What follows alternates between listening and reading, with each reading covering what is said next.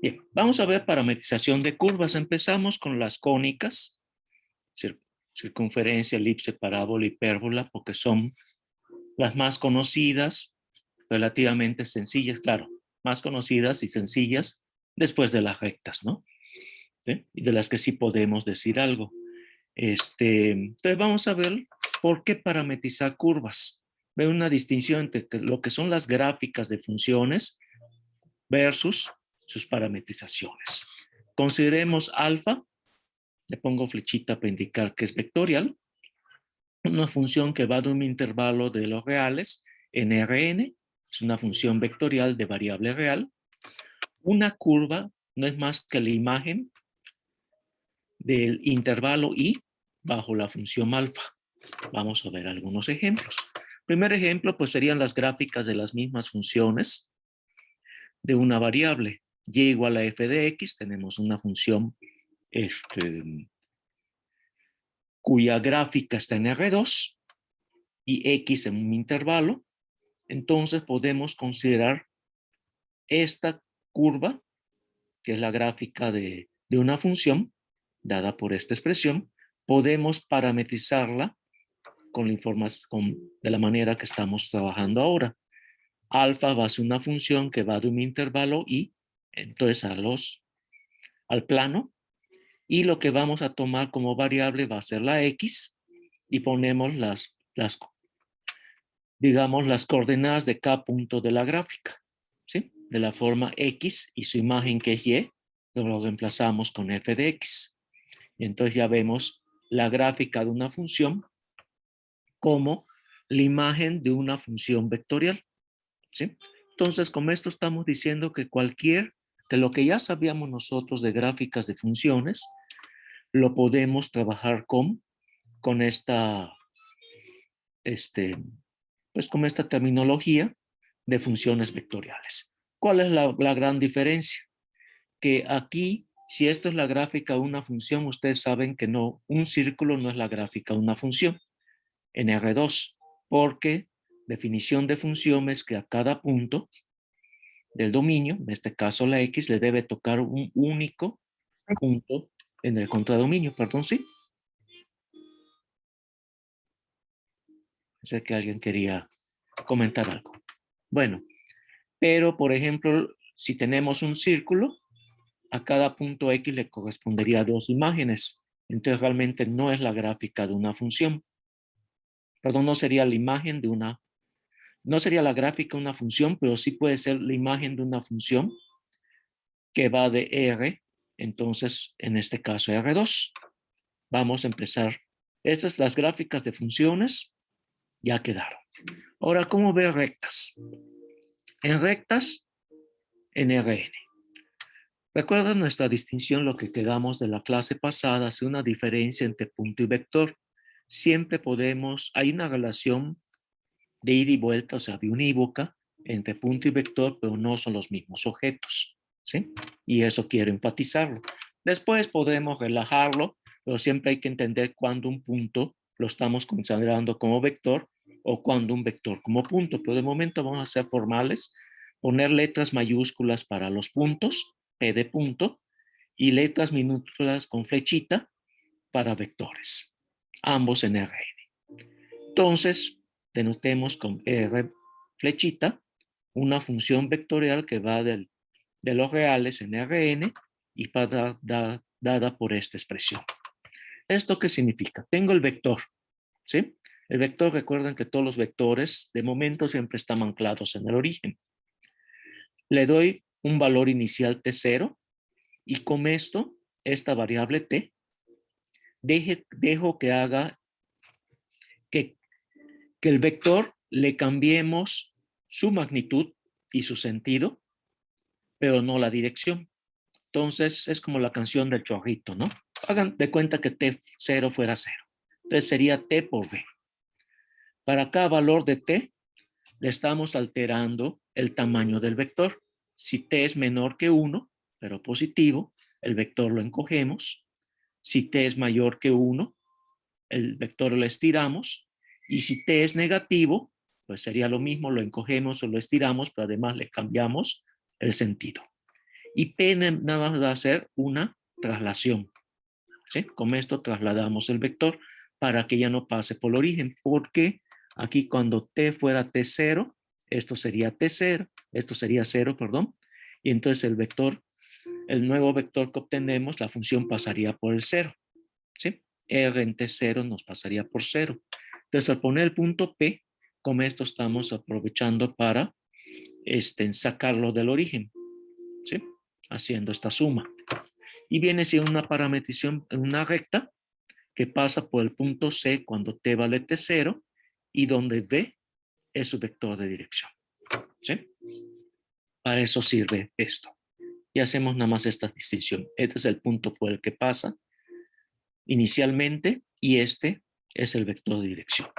Bien. Otras, pues las que ya vimos, las cónicas. Vamos a ver la parametrización de algunas cónicas. Digamos, el círculo, su generalización que es la elipse. Veamos la parametrización del círculo. Consideremos un círculo de radio R. Sea teta, para considerar el ángulo, de 0 a 2pi. Entonces la parametrización que vamos a proponer es alfa, que va del intervalo 0 a 2pi en R2, donde tomamos como alfa de teta es R coseno de teta, R seno de teta. Y vamos a ver que tiene como imagen una circunferencia de radio R y que pasa por el origen, pero que la va a recorrer en sentido antihorario. Esta es la geometría de Hule. ¿Qué es lo que estamos haciendo aquí en esto? Que agarramos este segmento de recta que va de 0 a 2pi, unimos los extremos, el 0 y el 2pi, en un mismo punto, digamos este, y lo que generamos y estiramos esta cosa.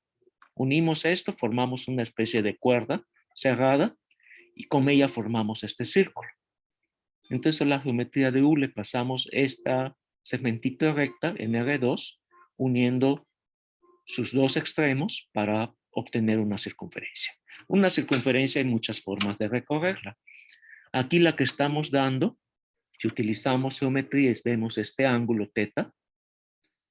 El cateto opuesto viene siendo R seno y el cateto adyacente es R coseno.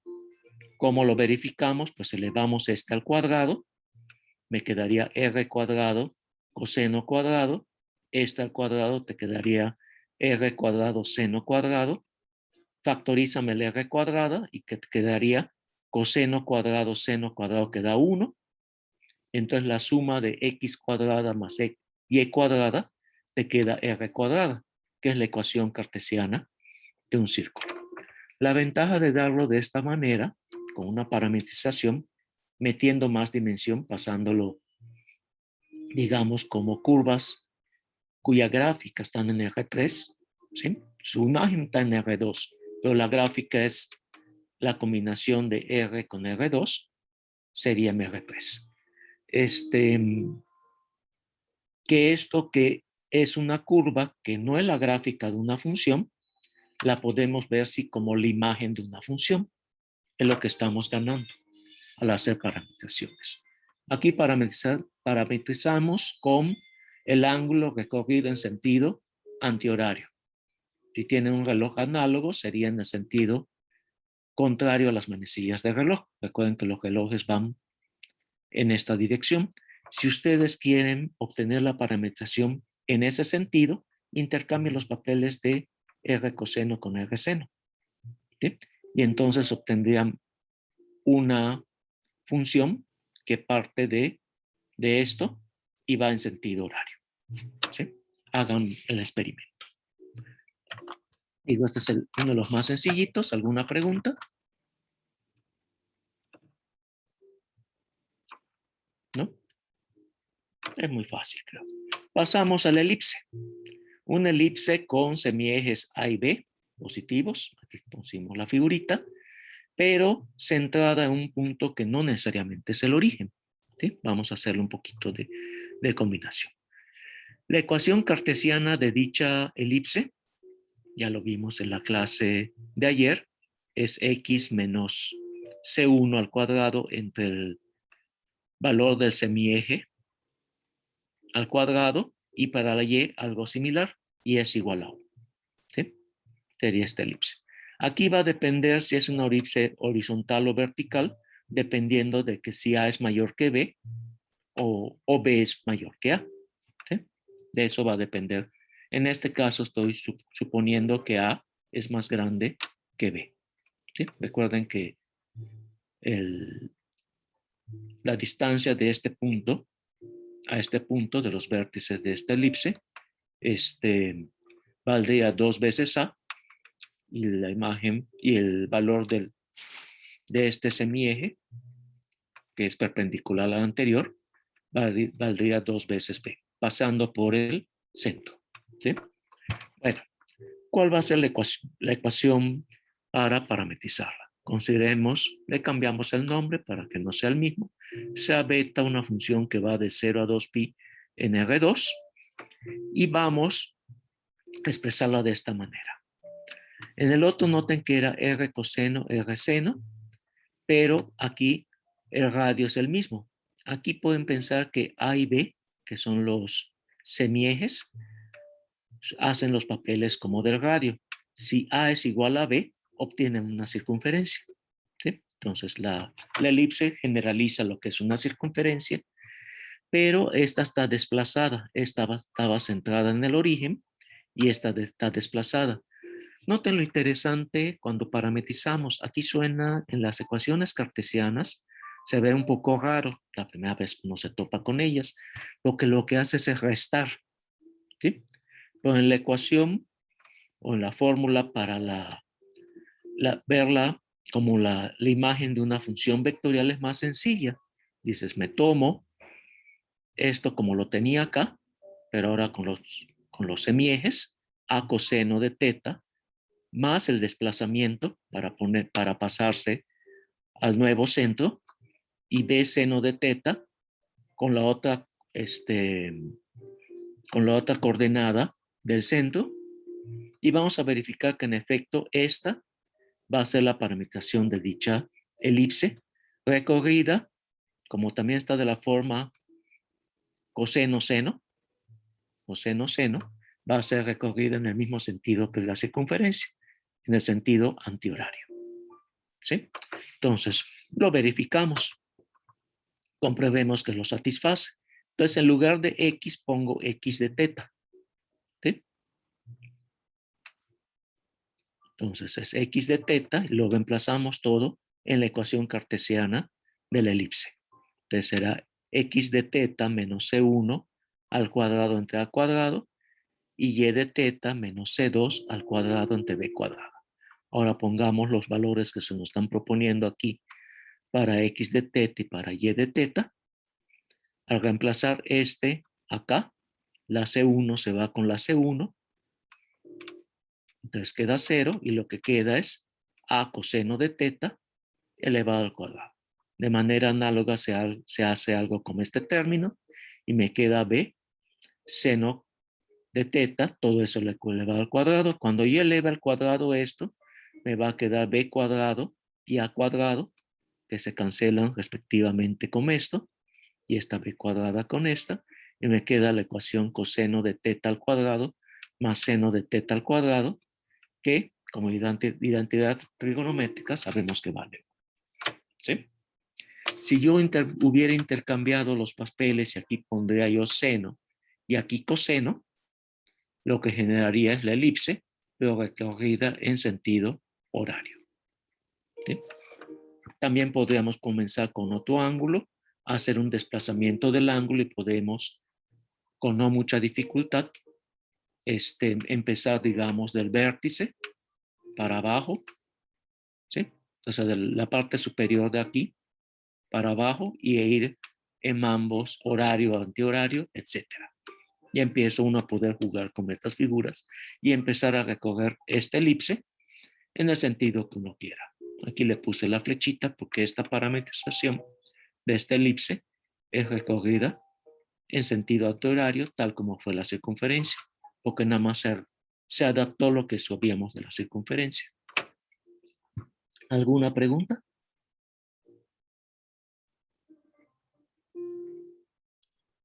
Sí, profe, ¿estos diapositivos los va a subir al modo? Sí, sí, todo esto lo subo.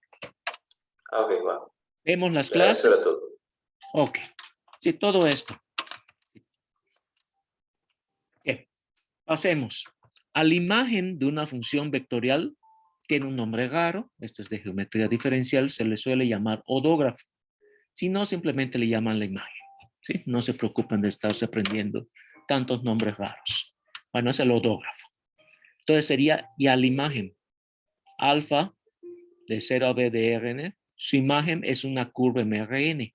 Esa es la imagen de esta función. Pero su gráfica también lo sería Rn más 1. O en el producto cartesiano del dominio como el contradominio. Cuando n es 2, a las curvas se les suele llamar curvas planas. Por ejemplo, si tomamos la parametrización de un círculo, el que vimos en la lámina anterior, su gráfica es una hélice, la cual también la podemos ver como la imagen de una función, llamémosle gamma ahora, de 0 a 2pi, pero que va ahora a R3, donde gamma de teta es R coseno de teta, R seno de teta y K por teta. Si queremos jugar en cómo sube sobre el eje, ¿sí? Le estamos poniendo aquí una constante para decir cómo sube sobre el eje de las zetas. K es una constante de real. Si K es positiva, subiría en el sentido que estoy viendo aquí en la figura. Si K fuera negativa, estaría yendo hacia abajo con teta. ¿Sí? Bueno, vamos a generalizar. Si consideramos el parámetro como el tiempo, entonces alfa de t es igual a r coseno de c por t, r seno de c por t, con t en el intervalo 0,2 pi, y una constante c nos dará un marco de círculo si la c está entre 0 y 1. ¿Sí? Estrictamente. Va a ser un círculo recorrido una vez más un arco si tomamos el valor de c, un valor entre 1 y 2. Cuando c fuera 2, recorrimos 2 veces el círculo. O sea, estoy generalizando. Aquí originalmente era teta y nada más era recorrer teta entre 0 y 2 pi. Si dejamos este intervalo, pero metemos una constante acá, ¿sí? Eso va a ser como la velocidad en la que vamos a recorrerlo. Ahorita vamos, como veamos derivadas, vamos a ver que eso va a estar relacionado. ¿Sí? Si C es una constante menor que 1 pero positiva, esto no dio toda la vuelta para convertirte en un círculo. Entonces nada más es un arco de un círculo. Si C es igual a 1, entonces completó todo el círculo. Si C es mayor que 1 pero menor que 2, le dio toda una vuelta y dio un cachito de arco. Y si C es mayor que 2 en general, pues le da más de una vuelta. ¿Sí? Ahora, si C es negativo, va a ser los mismos casos anteriores, pero ahora en vez de que lo recorra en sentido horario, lo recorrería en sentido inverso. ¿Sí? Sería la forma. Aquí podemos utilizar coseno de... Coseno es una función par, recuerden. Si t es positivo, pero la c es negativa, ¿qué pasa? Todo esto es negativo, pero coseno es función par. Entonces, coseno, tanto de valores positivos como negativos, te los deja igual, pero seno no. Seno es una función impar.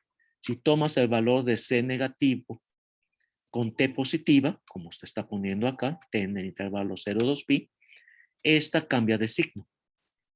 Entonces te lo va a recorrer en el sentido inverso. ¿Sí? El valor de la x es la misma, pero el valor de la y, si lo ven como gráfica de función, pasa de positivo a negativo, entonces la está recorriendo a la inversa. Es una forma de generalizar lo que ya vimos, pero ahora metiendo el parámetro tiempo en lugar de ángulos. ¿Sí, más o menos? Sí, profe. Ok. Bueno, vamos a parametrizar una hipérbola. ¿Cuándo vieron funciones hiperbólicas? Creo que en cálculo integral, ¿no? Bueno, las funciones hiperbólicas son coseno hiperbólico, seno hiperbólico, y vamos a parametrizar hipérbola. ¿De dónde vienen las funciones hiperbólicas? Pues de la hipérbola, ¿sí? Bueno, propiedades que tienen las funciones hiperbólicas. En vez de que coseno hiperbólico al cuadrado más seno hiperbólico al cuadrado te dé 1, la resta es la que te da 1. Entonces, como coseno hiperbólico cuando elevamos al cuadrado, lo reemplazamos aquí, tendrían a cuadrada coseno hiperbólico al cuadrado, por lo tanto la a cuadrada con la a cuadrada se iría. De manera análoga ponen b acá, sería b cuadrada seno hiperbólico al cuadrado, la b cuadrada se va con el b cuadrada y tendrían coseno hiperbólico al cuadrado menos seno hiperbólico al cuadrado y eso da idénticamente 1. ¿Sí? Entonces de allá viene el nombre de que estas funciones, recuerdan, una la expresaban con e a la x más e a la menos x entre 2 y la otra era con la resta. ¿Sí? Esas eran las funciones hiperbólicas y se les llamó hiperbólicas porque te da una identidad similar a la de coseno cuadrado más seno cuadrado igual a 1, pero ahora con los hiperbólicos, pero te queda coseno cuadrado, coseno hiperbólico al cuadrado, menos, a diferencia de las trigonométricas, seno hiperbólico al cuadrado, y eso es idénticamente 1. Y de allá viene el que tomaran su nombre como funciones hiperbólicas. Pero una pregunta capciosa, obviamente. Si tengo esta parametrización de esta hipérbola, el problema es que nada más puede ser una de sus ramas. Que me digan por qué y cuál. ¿Por qué creen ustedes que al parametrizar con esto nada más obtuvimos una de las ramas y además quisiera que me dijeran cuál de las dos ramas? Recuerden que las hipérbolas, perdón, son las únicas cónicas, curvas cónicas que tienen, que son gemelas, son los géminis de las cónicas. ¿Me pueden decir por qué nada más es una rama y aparte cuál de las dos ramas me dio?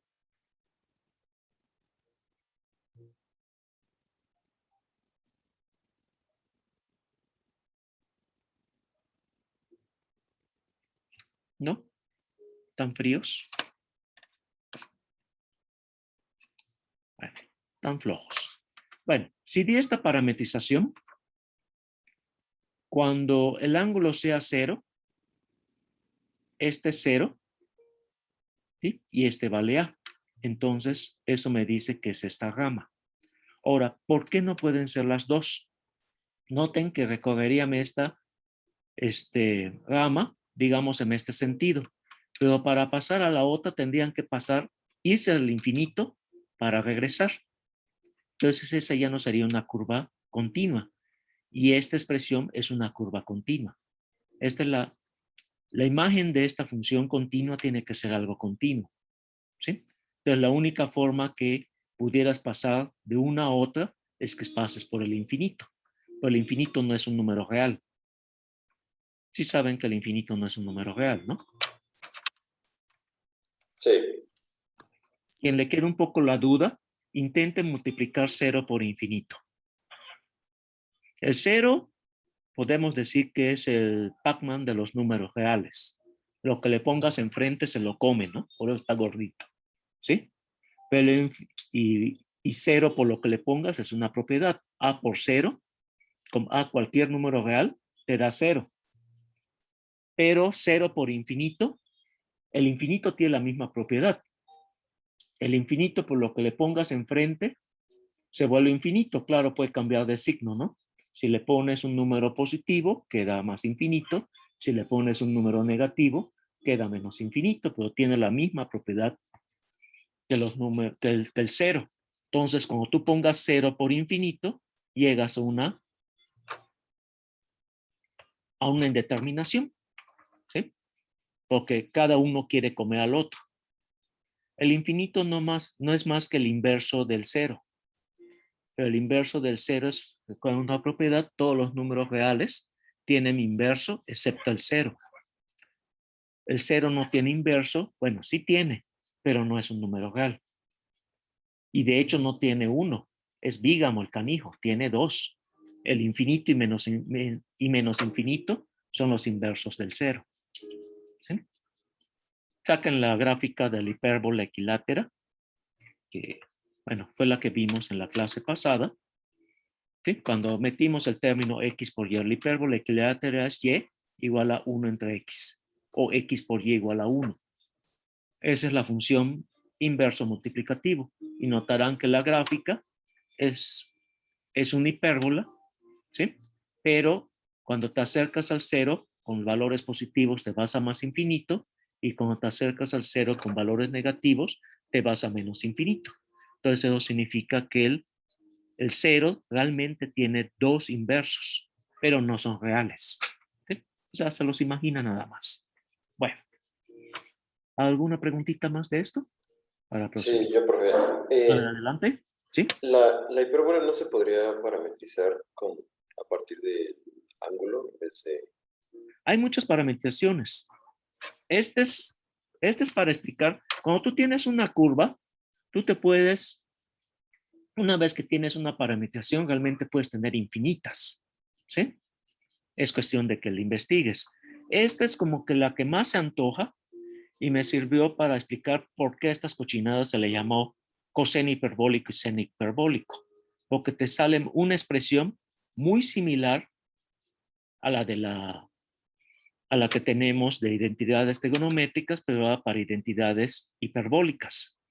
Esta expresión satisface esta ecuación. ¿Sí? Nada más me sirvió para eso, pero no es la única parametrización. Cuando yo vea un repaso de curvas y todo esto, voy a dar otras parametrizaciones. El chiste es cualquier expresión matemática que satisfaga esta relación. También la O puedes sea, parametrizar con trigonométricas. No es la o sea, única. con tangente y secante, ¿no? Exacto. Sí, con tangente y secante también. No es la única. De hecho, cuando tengas una parametrización, el problema es hallar una, ¿no? Como siempre. Dame una. Una vez que ya hayas una, después puedes hallar infinitas. Bueno, infinitas es decir una cosa, ¿no? Pero sí muchísimas. Muchísimas distintas. Pero el chiste es dar primero una. Y esta nada más era para decir el por qué a esto se les llamó coseno hiperbólico y seno hiperbólico, porque satisfacen la ecuación de la hipérbola. ¿Sí? Nada más que aquí obtienes nada más una gama de la hipérbola por continuidad, porque no puedes obtener las dos, porque tuviste que romperla en el infinito para regresarte y pasar la otra. Si quieres obtener la otra, tendrías tal vez que cambiarle el signo. Tal vez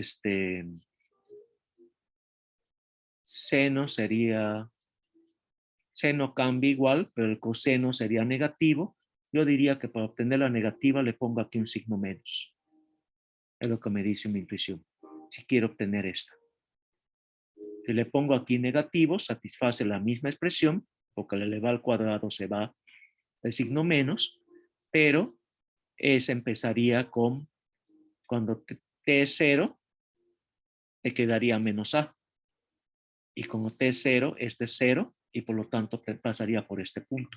Y así de fácil ya tendrías la otra imagen, la otra, digamos, versión parametrizada de la hipérbola, pero no puedes obtener las dos con una función continua.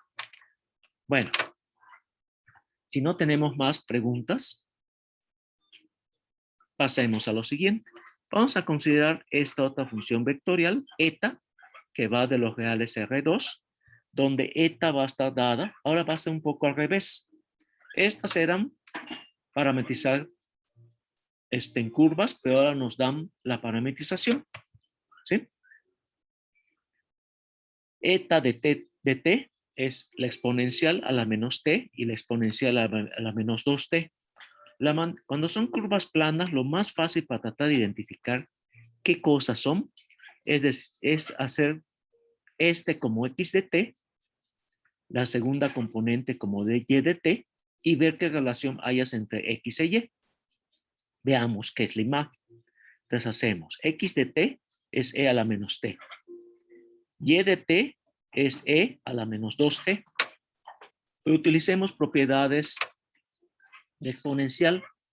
E a la menos 2t es lo mismo que e a la menos t elevado al cuadrado por reglas de exponentes. Entonces noten que esta expresión de acá ya está aquí adentro. Y eso es lo que se llama eliminar parámetro. Eliminamos el parámetro t y ponemos a y en términos, o sea, como función de la x. Y obtenemos que y es igual a x cuadrada. Dices, eso ya lo conozco. Así tenemos que esta parametrización es una parametrización de la imagen de una parábola. Pero la pregunta ¿es toda la parábola? Hay que tener cuidado con cuando esto es para decir aguas cuando eliminen el parámetro tiempo, porque pueden surgir cosas raras. Bueno, ¿qué propiedades se tiene? La x de t, que es la exponencial de menos t, siempre es una función positiva, y eso para todo tiempo en los reales. Y solamente llega a 0 cuando t se va a infinito. ¿Sí? Porque aquí, a ver, propiedades de la exponencial. Recuerden que tiene menos negativo. Entonces, cuando t es 0, esto vale 1. Cuando t es muy negativa, menos con menos queda más, por lo tanto, esa se dispara a infinito. Entonces, viene de menos infinito, ¿sí? De una función muy, muy grande, pero cuando t se vuelve positiva, es la exponencial de números negativos. Y la exponencial de números negativos decrece hacia el origen. Entonces tenemos que x de t, cuando t se va a infinito, esta va a converger al origen, la x, y por lo tanto la y también, porque no es más que esto elevado al cuadrado. Si esto se va a 0, pues su cuadrado también, ¿sí? Entonces tenemos que esta parametrización sí parametriza la parábola, pero no toda ella, nada más la parametriza la mitad. Lo que va sucediendo es que tienes la gráfica de la parábola, pero vienes hecho la mocha de antes del valor cuando t vale 0, y cuando t valga 0, que esto vale 1, si aquí ponen 0, es e a la 0 que vale 1, y este es e a la 0 que vale 1, estaría, el tiempo se vuelve infinitamente lento. De aquí cada vez te vas a ir más y más lento, y solamente cuando t se vaya infinito vas a llegar al origen. Entonces no es toda la parábola, sino que solamente te da la mitad, y además el origen no está en ella, porque la única forma que puedas llegar al origen es que te valga infinito, pero el infinito no es un número real, por lo tanto nunca llegas.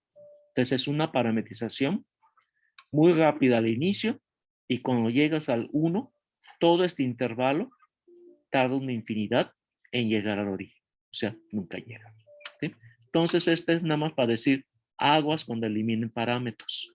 Pueden suceder cosas y tienen que regresarse a estudiar qué hicieron para que no se pierda la información que tenías originalmente. ¿Sí? ¿Alguna pregunta?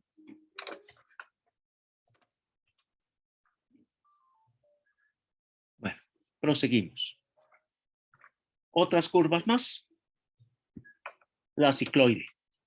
La cicloide se genera con un punto fijo P que está sobre un círculo de un cierto radio, pero el radio es fijo. ¿Sí? Un cierto radio.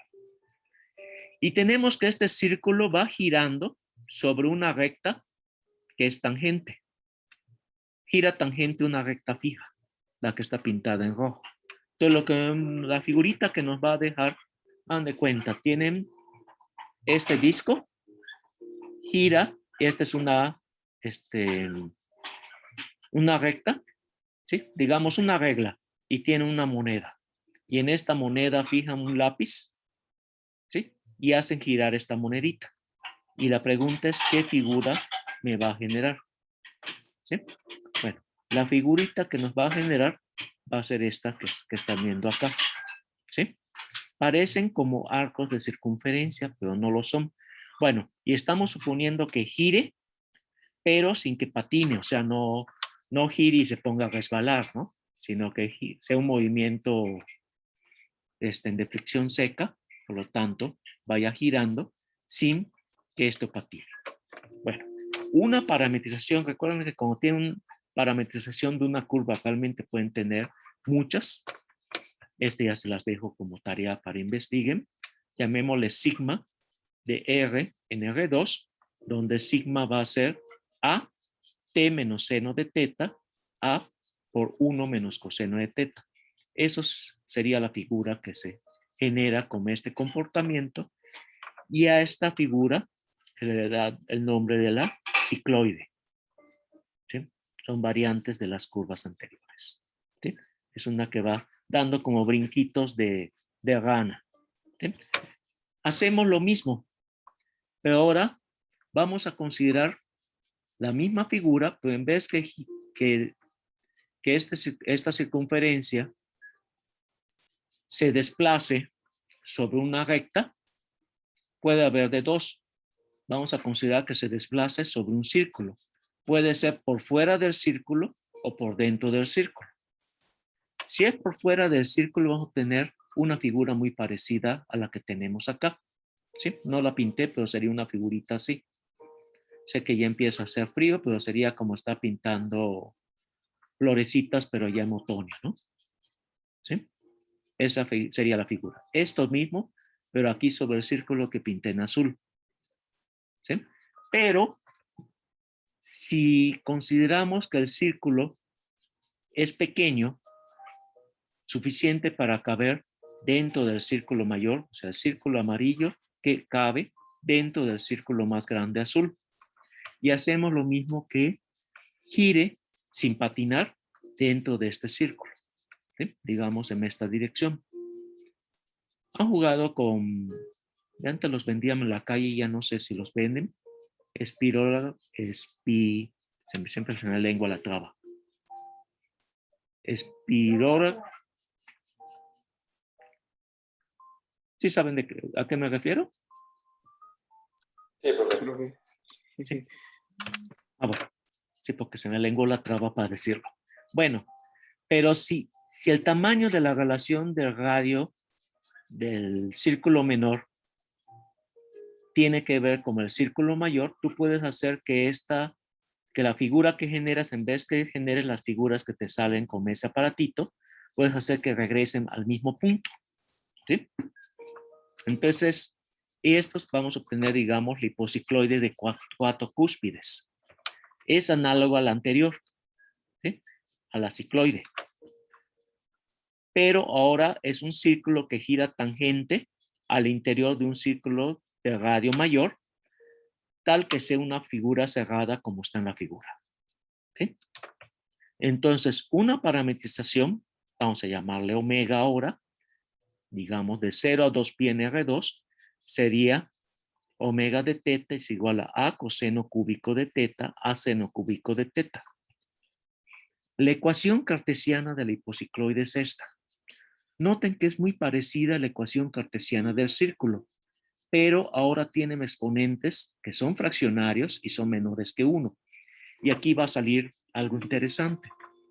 Si ustedes elevan x a la r, y a la r igual a al mismo valor de r, con r mayor que 1, vamos a obtener figuritas tipo como circunferencias y demás. Si obtienen ustedes valores menores que 1, pero positivos, obtienen figuras como estas que son cóncavas. Noten que ¿de dónde saco que es esto? Si es de la parametrización, reemplácenlo. A coseno cúbico. Reemplazan a coseno cúbico acá y al sacar la raíz cúbica, te quedaría a al 1/3 y el coseno cúbico se va con la raíz cúbica y luego le elevamos al cuadrado. Entonces que quedaba raíz cúbica de a quedaría a la 2/3, que es esto, y el coseno te quedaría, el 3 se va con el 3 y quedaría cuadrado, entonces te quedaría coseno cuadrado. ¿Sí? Entonces te quedaría a la 2/3 coseno cuadrado y de manera similar me quedaría a la 2/3 seno cuadrado, factorizan el a la 2/3 les quedaría coseno cuadrado más seno cuadrado que vale 1 por identidad trigonométrica y obtienen esta expresión. Entonces, con eso obtienen la expresión de la ecuación cartesiana del hipocicloide. Y en general, si ponen aquí valores de R menores que 1, si pones iguales que 1, obtienes ¿cómo se llama? Un cuadrado aquí adentro. ¿Sí? Cuando X vale, el exponente que llamemos R, valga 1, en todos estos, obtienes el caso de que sea una especie como de circunferencia, pero con lados planos. Cuando R es mayor que 1, empieza a obtener cosas como circunferencias. Cuando R es igual a 2, obtienes exactamente la circunferencia. Y a medida que te vas haciendo más y más, jueguen con esa figura. Se los dejo de tarea. Con esta expresión X a la R, Y a la R, igual a la R, con R estrictamente mayor que 0. Tomen valores de R mayores que 1 y les van a salir unas figuras. Cuando R es 1, te va a salir un rombo acá o un cuadrado girado, ¿sí? Cuando R sea mayor que 1, te van a hacer figuras que se parecen como circunferencias, pero no llega a circunferencias, ¿sí? Algo parecido entre el lado plano y este lado curvo, ¿sí? Cuando R sea igual a 2, te sale la circunferencia, y cuando R es mayor que 2, te va a ir saliendo figuras como de este tipo. No sé si me sigue un poquito. Y cuando R se vaya a infinito, te va a quedar un cuadrado. Un cuadrado que contiene a todo esto. Cuando R tiende a infinito. ¿Sí? Y para R menores que 1 vamos a obtener hipocicloides. Bueno, figuritas como esta, ¿sí? Como el hipocicloide, pero cada vez más agudas, hasta coincidir cuando llega a 0 va a llegar a los ejes. ¿Sí? Nada más como curiosidad ir jugando con esto y podríamos tener un sinnúmero de ¿cómo se llama? De nuevas curvas. ¿Sí? Bueno, ¿alguna pregunta de esto?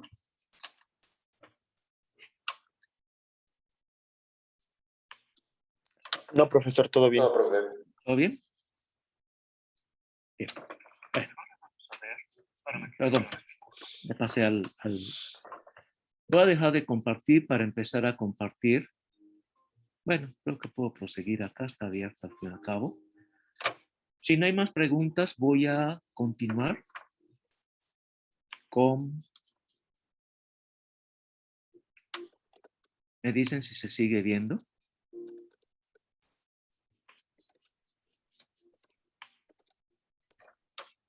Sí se sigue viendo, se perdió. Sí, se sigue viendo. Ah, qué bueno. Nunca había yo hecho de pasar de una a otra rápidamente. Bueno, ya que tenemos, ¿para qué nos va a servir?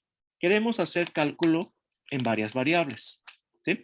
Donde ya no necesariamente sean gráficas de funciones, o sea, brincar del plano, el cual estábamos restringidos, a más dimensiones. Entonces, primero mediante curvas. Entonces, lo que queremos hacer con estas funciones vectoriales, hacer cálculo. Entonces, empezamos con límites, continuidad, derivación, integración, que relativamente es muy fácil. Límites, continuidad e integración de funciones vectoriales es trivial. Vamos a empezar. ¿Por qué digo que es trivial? Si alfa una función que va de un intervalo de los reales en Rn, las definiciones de límite y continuidad son directas porque van a ser componente en componente. O sea, cuando yo saque el límite de alfa de t, cuando t tiende a t0, pues se va a ver como el límite de todas sus componentes, y el cual existe si todos los límites de las componentes, que ya son funciones escalares, existen. O sea, sacar el límite de una función vectorial es como si yo les dejara, digamos que la función vectorial fuera del intervalo AB a R10, digamos, es como si yo les dejara que me calcularan los límites de 10 funciones reales. A eso equivale. ¿Sí? Pues acá el límite es acá el límite de 10 funciones, si n fuera 10. ¿Sí? Entonces es como dejarles una relación de problemas, una lista de límites. Y continuidad, como se saca como el límite, pues va a ser idéntico. Si vamos a decir que alfa de t es continua en un punto, si pasa lo siguiente, que existe el límite cuando t tiende a 0 de alfa de t, o sea, esto. O sea, que todos los límites de las componentes de alfa existan. Que podamos evaluar alfa en el punto y además lo que te dice alfa en el punto es lo mismo que lo que te dice el límite en el punto. Esa es la definición de continuidad. Que coincida lo que te dice la función en el valor que quieres investigar con lo que te dicen los vecinos que debiera ser el valor en dicho punto. ¿Sí? Lo que decir vecinos es cualquier valor que tienda a T0, pero que no sea T0. Entonces son los vecinos, los valores vecinos de T0. ¿Sí? Y esa es la definición de continuidad. Entonces, continuidad también es trivial, porque solamente tienes que calcular, es como si les dijera, averigüen la continuidad de la lista de 10 funciones, ¿sí? Si n fuera 10. Entonces se chutan las 10 funciones y si todas son continuas, pues la función vectorial sería continua. Entonces es, digamos, muy sencillo sacar límites y con continuidad de funciones vectoriales. Derivación va a ser exactamente lo mismo. Vamos a ver, derivación de funciones vectoriales. Decimos que una función alfa del intervalo AB en Rn es derivable en un tiempo si existe este límite. Igual que como sacaran en cálculo diferencial la definición de derivada por la definición. Es alfa de t menos alfa de t0 entre t menos t0, si quieren utilizar esta notación, o si la quieren denotar como delta de t, la diferencia entre t menos t0, entonces dicen es el límite cuando delta t tiende a 0, y aquí sumas alfa de t0 más delta t, porque recuerden que delta t es t menos t0, entonces si ponen aquí delta t, pues sería t menos t0, como el t0 se va y te queda t, ¿no? Y aquí no hay nada. Y aquí t menos t0 es delta t. Cualquiera de las dos versiones pueden tomar de las derivadas, pero aquí lo interesante es que la derivada geométricamente nos va a dar el vector de dirección de la recta tangente a la imagen de alfa en el punto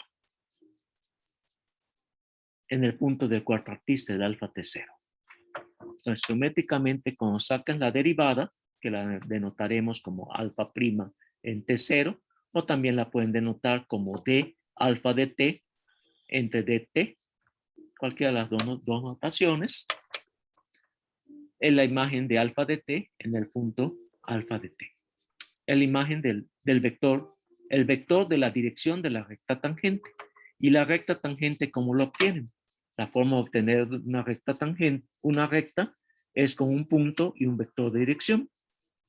Entonces, lo único que hacemos, la ecuación de la recta tangente va a ser alfa, ese es el punto, más s por el vector de dirección. El vector de dirección va a estar por la derivada de la función vectorial en el punto indicado.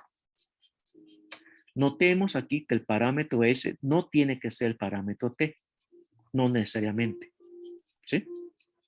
Entonces, físicamente, alfa de T nos da la trayectoria o posición de una partícula con respecto al tiempo. Vamos a interpretarlo físicamente. Entonces, si alfa de T es esta interpretación de cómo se está recorriendo una trayectoria respecto al tiempo, o una partícula, piensen en una mosca, cualquier partícula, y ven toda su trayectoria, alfa de t en t0 nos daría su velocidad instantánea en el instante t0. ¿Sí? Y así Si sacamos de esto la norma de esta derivada, nos da la rapidez. Recuerden que hay una definición, diferencia en física entre velocidad y rapidez. Rapidez es la magnitud de la velocidad. La velocidad es un vector. Y de manera análoga, si sacamos de segunda derivada, esto no es alfa, es A. A de t, a esta le podemos llamar B de t. B de t, ya no lo denoté, sería la velocidad. Y A de t, que sacar la segunda derivada, sería la aceleración instantánea. Bueno, si quieren, con esto le terminamos por el día de hoy. Continuamos el lunes. Parece poco material porque no hay nada que escribir, pero ya se formó bastante material. ¿Sí? Si no, yo me sigo y esto se vuelve muchísimo material en un ratito. Bueno, ¿alguna pregunta hasta el momento? Todo bien, profe. ¿Todo bien? Digo, estamos repasando cosas que ya saben ustedes, pero para poner el mismo lenguaje y poder arrancar. Tal vez sea aburrido y obvio para ustedes de momento, pero después tenemos ya una anotación y todo para poder iniciar. Bueno, entonces dejo de compartir. Al rato subo el video y esto a Edmodo. Bueno, el videoclip a Edmodo y las láminas en Edmodo y el video en Google Drive. Bueno, por mi parte es todo. Buenos días, nos vemos entonces el lunes. Gracias a todos. Hasta luego, profe, gracias. Gracias. Nos vemos el lunes. Hasta luego. Profe, gracias. Lunes. Hasta luego. Hasta luego. Buen fin de Nos semana. vemos. Hasta luego. Hasta luego.